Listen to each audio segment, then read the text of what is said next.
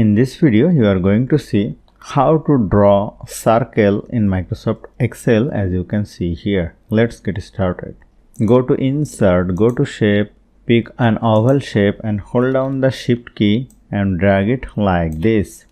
You can change the size over here. Let me choose 3 by 3. Click on over here, go to Shape Fill, make it No Fill. Go to Shape Outline and you can change the outline color. You can again go to Shape Outline. You can increase the width of the outline color. If you want to add another shapes, again go to Insert, Shape, pick an oval shape, hold down the Shift key, drag it like this and go to Shape Outline, choose another outline color and place it like this.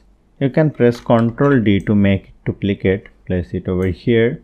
If I want to add the gradient color, click on over here, go to Format Shape, go to Gradient Fill and you can change the gradient color from here and you can add the stops and apply any gradient like this. Here is various options, you can choose anywhere.